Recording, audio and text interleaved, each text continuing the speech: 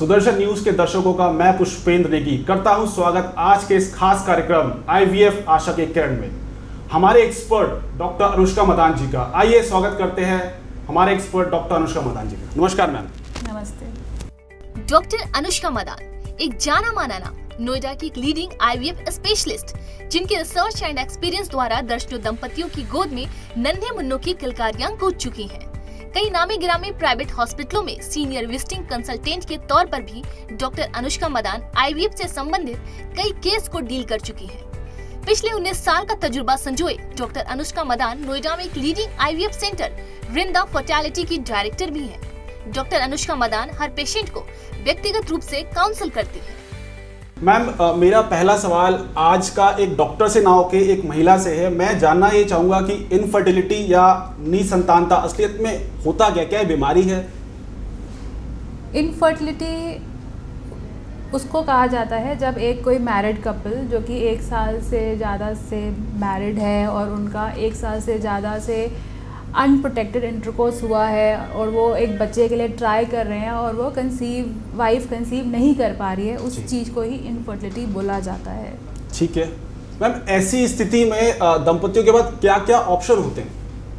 ऐसी स्थिति में जो भी कोई एक डिज़ायरेबल कपल है जो एक बच्चे की एक डिज़ायर रखता है और वो नहीं कंसीव कर पा रही है उसकी वाइफ, और जो कि 1 साल से ज़्यादा से ट्राई कर रहे हैं, उनके लिए सबसे बड़ी इम्पॉर्टेंट चीज़ ये है कि वो तुरंत जाके एक इनफर्टिलिटी क्लिनिक में जाएं, एक स्पेशलिस्ट से मिलें और इन्वेस्टिगेट कराएं और ये जानने की कोशिश करें कि क्या कारण है कि वो कंसीव नहीं कर पा रहे हैं। जी देखिए, प्रॉब्लम तो किसी में भी आ सकती है। प्रॉब्लम हो सकता है कि वाइफ में हो और हो सकता है कि प्रॉब्लम मेल्स में हो और हो सकता है कई बार कंबाइंड फैक्टर्स भी होते हैं कि प्रॉब्लम दोनों में ही हो सकती है। जी।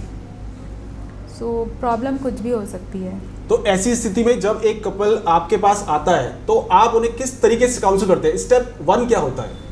देखिए, सबसे ज़्यादा ज़रूरी किसी भी कंसल्टेशन में जब भी कोई एक कपल हमारे पास आता है, सबसे पहले the most important is the history, कि आप पेशेंट से एक डिटेल हिस्ट्री लेंगे, दोनों से, वाइफ से और हस्बैंड से, कि उनका कितना टाइम हो गया उनकी शादी को, उनके आपस में रिलेशंस कैसे हैं।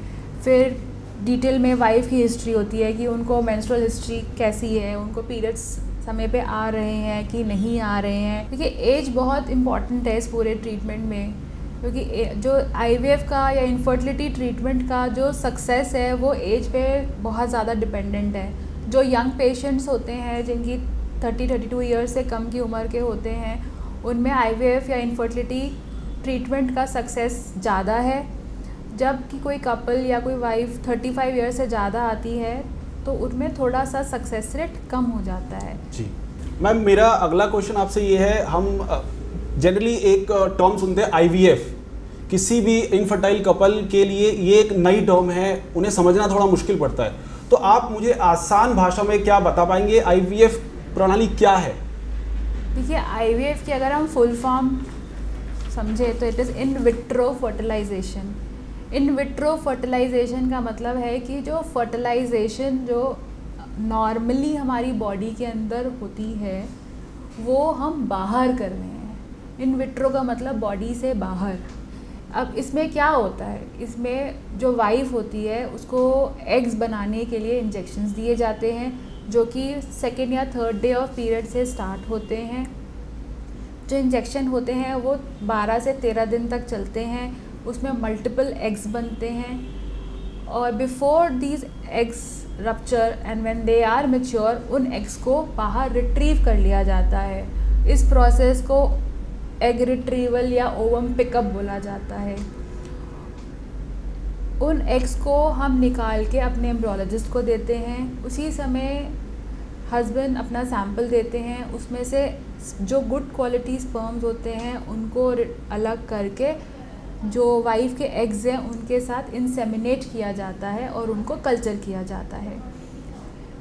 उन एम्ब्रियोज़ को हम अधिकतर 3 से 5 दिन तक कल्चर करते हैं। जब हमें लगता है कि वो अच्छे से ग्रो हो गए हैं, या तो डे 3 पे या डे 5 पे उनको वाइफ के यूट्रस में या बच्चेदानी के अंदर ट्रांसफ़र कर दिया जाता है। मैम मेरा अगला प्रश्न ये है कि मान लीजिए कोई दंपति आपके पास आपके क्लिनिक आता है और वो इस प्रोसेस से गुजरता है, क्या इस प्रोसेस में ऑफिस जाने वाली महिलाओं को किसी प्रकार का पेन होता है या उन्हें यहाँ एडमिट होना पड़ता है? इस पूरे प्रोसेस में बिल्कुल भी एडमिट नहीं होना पड़ता और ये प्रोसेस ऑलमोस्ट पेन फ्री है। जो इसमें इंजेक्शंस भी लगते हैं जो 12 to 13 डेज तक लगते हैं, उनकी जो नीडल्स हैं वो इतनी बारीक होती हैं और वो पेट में लगती हैं और वो बिल्कुल पेन फ्री होती हैं, ऑलमोस्ट पेन फ्री होती हैं। जी जी जी। और जो एग रिट्रीवल का भी जो प्रोसेस है उसमें थोड़ी सी बेहोशी दी जाती है, तो वो भी पेन फ्री प्रोसेस ही है और उसके बाद तो कोई एडमिशन होता ही नहीं है। सिर्फ एग रिट्रीवल के बाद जो वाइफ है उसको 2 घंटे रुकना पड़ता है, स्टे करना पड़ता है क्लिनिक में और फिर वो जा सकती हैं। मैम समाज में एक भ्रांति फैली हुई है कि अगर कोई दंपति निसंतान है तो उसका सारा का सारा जो बोझ है या जिसको हम कहते हैं ब्लेम है वो औरत पक्ष पे ठोक दिया जाता है कि औरत में कोई कमी है, इस वजह से बच्चा नहीं जन्म पा रही है।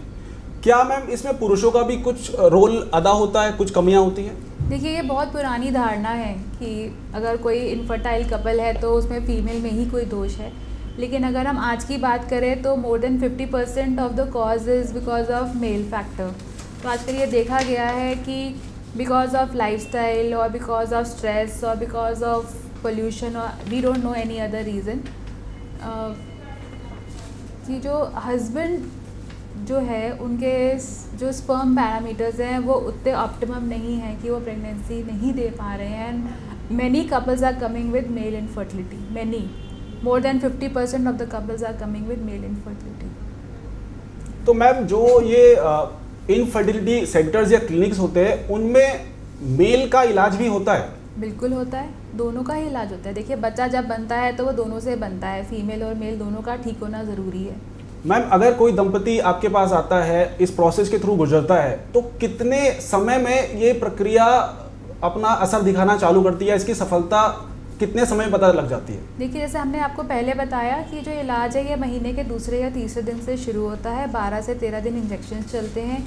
इंजेक्शन्स ख़त्म होने के बाद 36 आवर्स के बाद एग रिट्रीवल होता है या ओवम पिकअप होता है और फिर उसको IVF या ICSI करके एग्स को फर्टिलाइज़ किया जाता है, जो कि 3 दिन तक कल्चर किए जाते हैं। 3rd या 5th डे उन एम्ब्रियोज़ को यूट्रस में ट्रांसफ़र किया जाता है। ट्रांसफ़र करने के 14 डेज़ तक कुछ दवाइयाँ और इंजेक्शन्स चलते हैं और 14th डे पे टेस्ट किया जाता है कि प्रेगनेंसी टेस्ट पॉजिटिव है कि नहीं है। तो उसका जो रिज़ल्ट है वो 14 डेज़ के बाद पता चलता है ऑफ एम्ब्रियो ट्रांसफर। मैम इस पूरी प्रक्रिया में सफलता का प्रतिशत बढ़ाने के लिए क्या सिर्फ डॉक्टर ही जिम्मेदार है या इसमें पेशेंट की भी कुछ जिम्मेदारी रहती है? देखिए सक्सेस रेट तो पेशेंट की प्रोफाइल के पर तो बहुत ज़्यादा डिपेंडेंट है ना। अगर तो पेशेंट यंग है जैसे हमने आपको पहले बताया तो ऑब्वियसली उसका सक्सेस रेट ज़्यादा है, और अगर पेशेंट अगर थोड़ा ज़्यादा उम्र के भी आते हैं लेकिन अगर उनका खान पान सही है, लाइफस्टाइल सही है, बाकी कुछ बुरी आदतें नहीं है, तब भी सक्सेस रेट काफ़ी अच्छा है। और आजकल के तकनीकी ज़माने में तो डेफिनेटली IVF का 50 to 60% रिज़ल्ट है ही। मैम जैसे कि आप नोएडा की एक लीडिंग IVF कंसल्टेंट हैं और कई बड़े बड़े प्राइवेट हॉस्पिटलों में आप सीनियर कंसल्टेंट के तौर पे भी जुड़ी हुई हैं, जहां आप मरीजों के साथ अपना तजुर्बा शेयर करते हैं। मैम मैं आपसे जानना ही चाहूँगा कि किन किन आधारों पे कोई दंपति एक सही IVF सेंटर का चुनाव करे? एक सही IVF सेंटर का चॉइस करना, सबसे पहले तो वो जो IVF सेंटर है उसके पास सारी सुविधाएं होनी चाहिए, उसके पास वो सारे इंस्ट्रूमेंट्स वगैरह जो मशीन्स हैं वो सब अवेलेबल होनी चाहिए, वो उनके नज़दीक होना चाहिए, तो घर के नज़दीक, ताकि उनको जब इंजेक्शन्स लगाने जाने पड़े तो उनको बहुत ज़्यादा ट्रैवल ना करना पड़े। So that is also one very important point. और उस सेंटर का सक्सेस रेट कितना है उसका भी एक चीज़ का ध्यान रखना चाहिए, डॉक्टर का एक्सपीरियंस, सेंटर का सक्सेस रेट। मैम मेरा आखिरी क्वेश्चन आपसे ये है कि एक IVF सेंटर में मैरिड या अनमैरिड लोगों के लिए क्या क्या ऑप्शंस अवेलेबल होते हैं?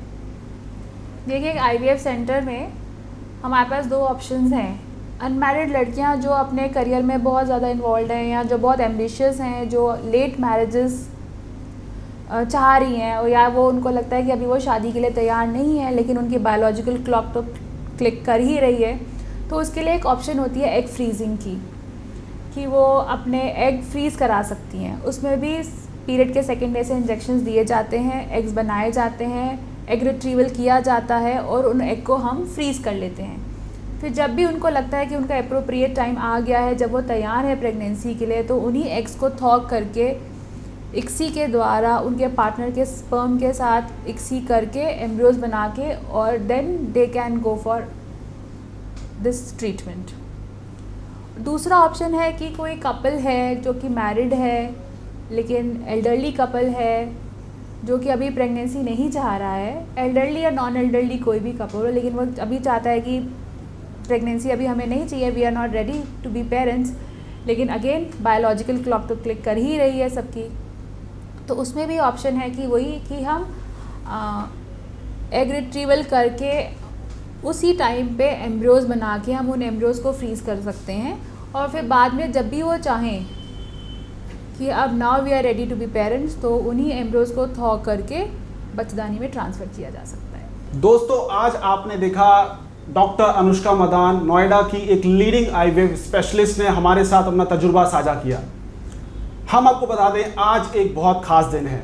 ठीक आज से 41 साल पहले IVF सुविधा से एक दंपति के घर नौनिहालों का जन्म हुआ था। इसका श्रेय इन डॉक्टरों को ही जाता है, जिनको हम भगवान का दूसरा रूप भी कहते हैं। इसी मुहिम के तहत सुदर्शन न्यूज़ आपके लिए लाया डॉक्टर अनुष्का मदान का तजुर्बा। आशा करते हैं आप इससे ज़रूर कुछ सीखेंगे, और अगर आपकी ज़िंदगी में कोई समस्या है तो ज़रूर डॉक्टर अनुष्का मदान से संपर्क करेंगे। इनसे संपर्क करने के लिए आप नोएडा वृंदा फर्टिलिटी क्लिनिक गूगल में सर्च कर सकते हैं, या सुदर्शन न्यूज़ के चैनल नंबर पे आप लॉगिन करके हमें कॉल कर सकते हैं। मैं पुष्पेंद्र नेगी आज विदा लूंगा, फिर एक नए एपिसोड के साथ अगले हफ्ते आपसे मिलूंगा। नमस्कार।